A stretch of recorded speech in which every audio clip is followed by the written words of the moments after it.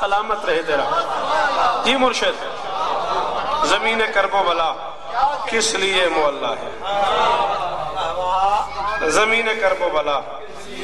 کس لیے معلیٰ ہے؟ سبب یہ ہے کہ لہو اس میں زم حسین کا ہے. اتنا سا تھا میں جب میں سننے لگا مومن کے دل میں اللہ رہتا ہے، مومن کے دل میں خدا کا گھر ہے. ایسے اجاز ہیں بیٹا ذاکر و مولا کے. اتنا سا تھا میں سننے لگا مومن کے دل میں اللہ رہتا ہے، مومن کے دل میں خدا کا گھر ہے. میں کہہ رہا ہوں ہر ایک دل میں خدا کا حرم بجا ہے، مگر خدا کے دل میں یقیناً حرم حسین.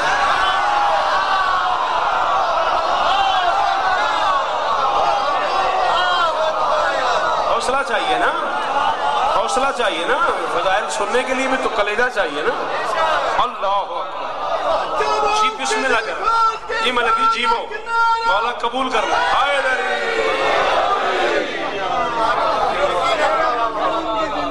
خدا کے دل میں یقیناً حرم حسین کا. جہان بھر میں ہے تعریف حجر اسود کی.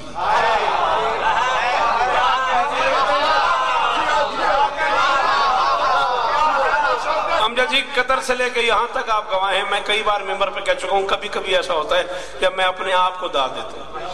یہ قافیہ کہہ کے میں نے اپنے آپ سے کہا تھا جیتے رہو. اور اس بات کا بھی مجھے پتا ہے کہ اس قافیے پہ سب سے کم داد ملتی ہے. مجھے اس کا سب سے زیادہ مزہ آتا ہے. بڑا مشکل قافیہ بڑے عجیب اینگل سے آیا. جہان بھر میں ہے تعریف حجر اسود کی، تم اس کا رنگ تو دیکھو صنم حسین کا ہے.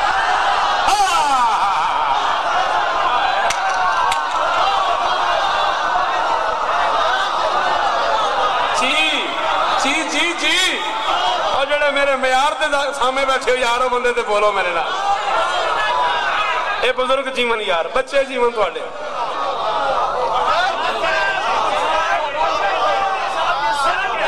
ہائے ہائے ہائے سائیں جی کیا کہنے تواڈے سنن دے. جی بیٹا جی جی جی بیٹا جی. جہان بھر میں ہے تعریف حجر اسود کی، تم اس کا رنگ تو دیکھو.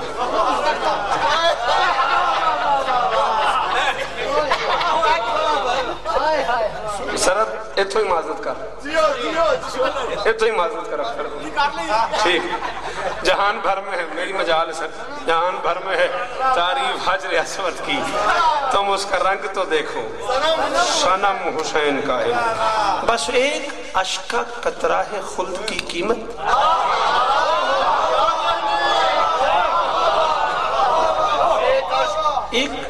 ایک اشک کا قطرہ ہے. لڑائی جا ہی نہیں رہی، اسی پہ زور ہے. وہ جی سنا آپ نے شوکت صاحب نے پڑھ دیا ایک آنسو کے بدلے جنت. ملک مختار صاحب نے پڑھ دیا، علامہ صاحب نے اپنے خطاب میں فرما دیا ایک آنسو کے بدلے جنت. جھگڑا جا ہی نہیں رہا، اگلی بات کو دیکھ ہی کوئی نہیں رہا. اسی آنسو پہ رکا ہوا ہے ہر بندہ. میں کہہ رہا ہوں بس ایک اشک کا قطرہ ہے خلد کی قیمت. یہ آنکھ میری صحیح اس میں نم حسین.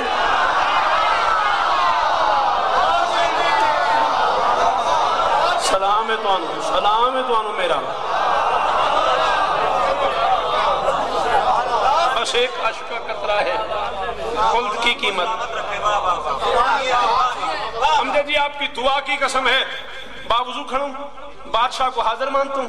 بادشاہ کو ناظر مانتا ہوں. لعنت کرتا ہوں اس بندے پہ جو شیعہ گھر میں پیدا ہوا اور علی کو حاضر ناظر نہیں مانتا.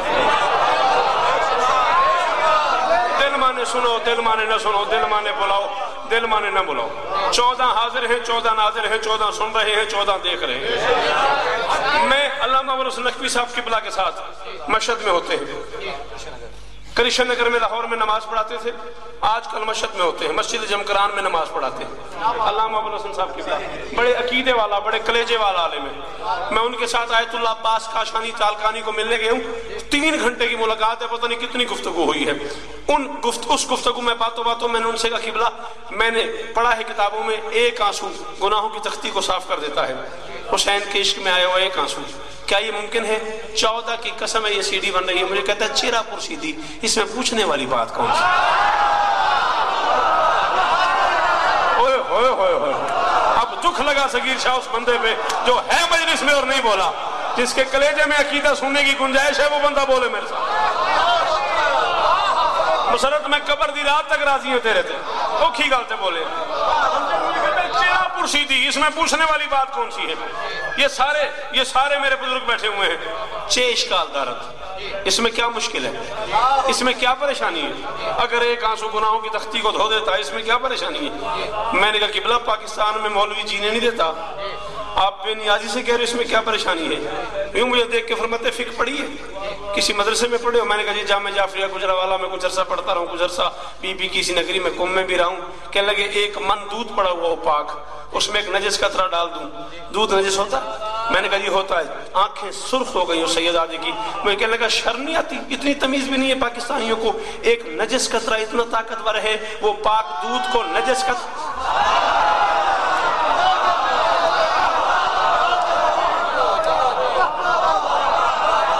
ایک نجس قطرہ اتنا طاقتور ہے وہ پاک دودھ کو نجس کر سکتا ہے حسین کے پیار میں آیا ہوا آنسو اتنا طاقتور نہیں کہ گناہوں کو دھو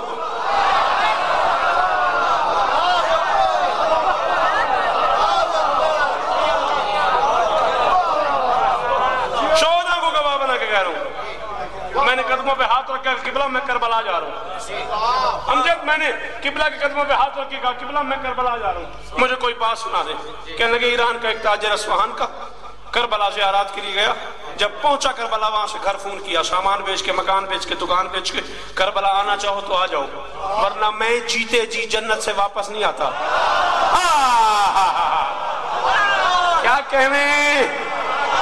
علی عمران نظر بد سے محفوظ رہو بھائی سلامت رہو اسی طرح عزاداریاں کرتے رہو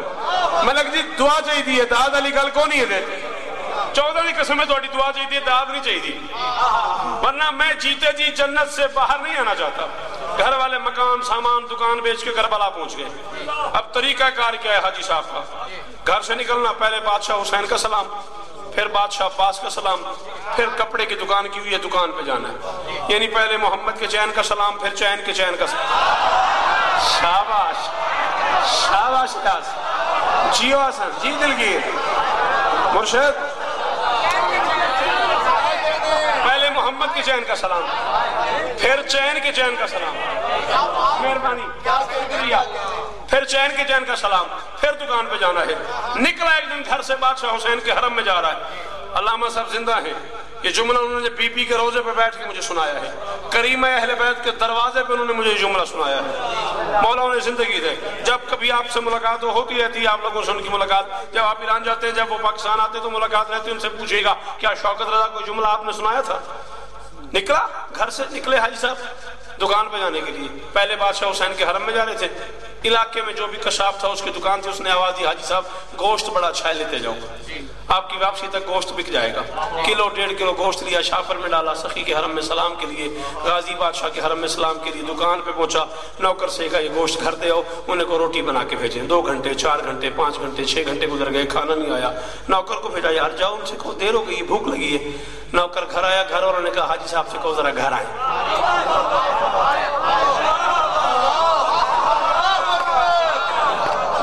میں سب سے چھوٹا ذاکر حسین ہوں ممبر پہ کہہ رہا ہوں جس کی ماں زندہ ہو اسے میری آواز سمجھ کے بولنے کو جی چاہے جا کے ماں کے پاؤں کا بوسہ لے جس کی ماں دنیا سے چلی گئی ماں کی قبر پہ 35 سر رکھ کے ماں کا شکریہ ادا کرے اتنا سارا کلیجہ چاہیے یہ فضائل سننے کے لیے حاجی صاحب گھر پہنچے خیریت روٹی نہیں بھیجی ہو جی گوشت ہی نہیں پکتا جب سے آپ نے بھیجا ہے پکا پکا کے تھک گئے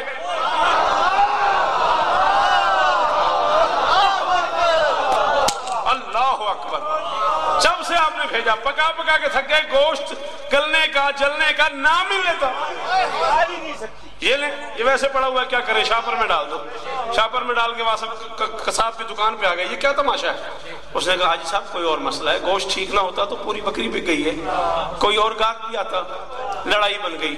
بات اس وقت جو بھی خادم تھا میرے مولا کے دربار کا اس تک چلی گئی بادشاہ حسین کے حرم تک بات چلی گئی خادم نے دونوں کو بلا لیا دونوں کی بات سن کے اس نے حاجی صاحب کی طرف دیکھ کے مسکرا کے کہا حاجی صاحب گوشت ٹھیک ہے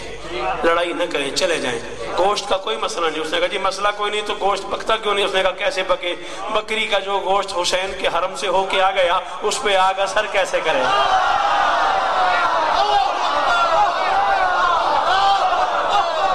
جڑا نہیں بولیا پھر اس غریب کو صغیر شاہ زبان ہی کونی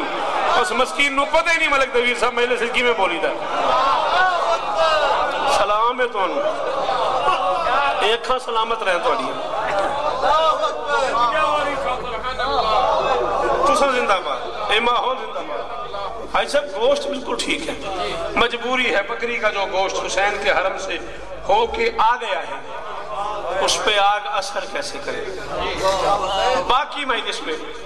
35 منٹ 49 سیکنڈ میں پڑھ چکا ہوں باقی مجلس میں داد مانگوں میں تیرا مجرم ہوں کوئی بھی بندہ منہ میں زبان رکھتا ہو اس جملے پہ نہ بولے مجھے تکلیف ضرور ہوگی مجرم میں کہہ نہیں سکتا وہ لوگ بیٹھے جنہوں نے پالا ہے مجھے جن کی دعاؤں کا میں ذاکر ہوں تکلیف مجھے ضرور ہوگی مولانا سے جا کے کہنا جاؤ مولویوں سے جا کے کہو شوکت کہہ رہا تھا بکری کا جو گوشت حسین کے حرم سے ہو کے آ جائے اس پہ آگ اثر نہیں کرتا اور جس دل میں حسین رہتا ہو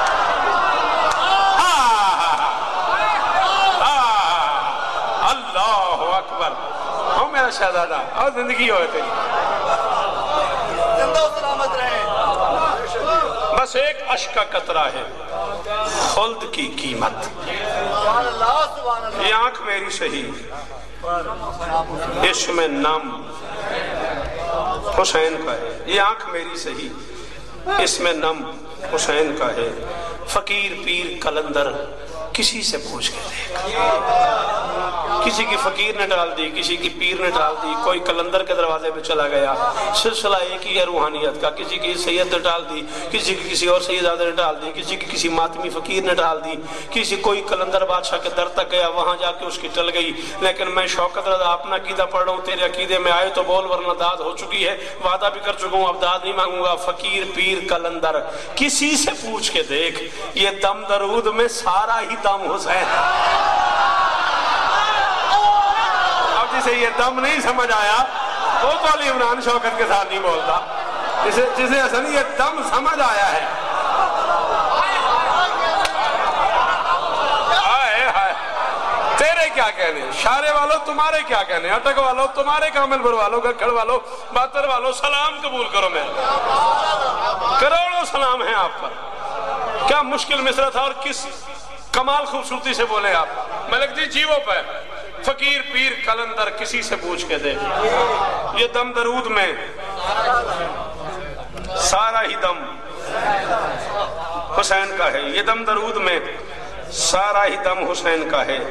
نماز و روزہ و حج و زکاة و خمس و جہاد دھرم یہ ہے کہ یہ سارا دھرم حسین ہے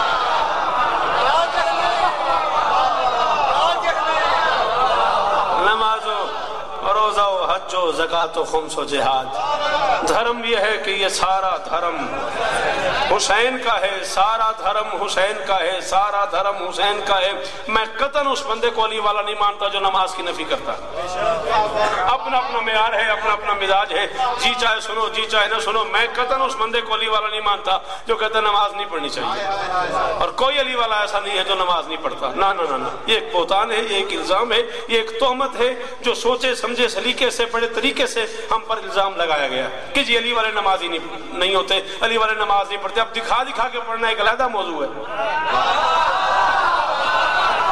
گھر سے نکلنا ہے ٹوپی سر پر رکھ لینی ہے تسبیح ہاتھ میں رکھ لینی ہے شور مچاتے جانے گلیوں میں سے یا اللہ یا اللہ یا اللہ پتہ لگے مولوی اور چلے نماز پڑھن یہ ایک علیحدہ موضوع ہے ورنہ علی والا نمازی ہوتا ہے سارے علی والے نمازی ہیں لیکن میں ایک بات کیے بغیر چلوں گا نہیں کوئی تو مفتی و ملا کو یہ خبر کر دے اور نماز پڑھتے ہو یہ بھی کرم حسین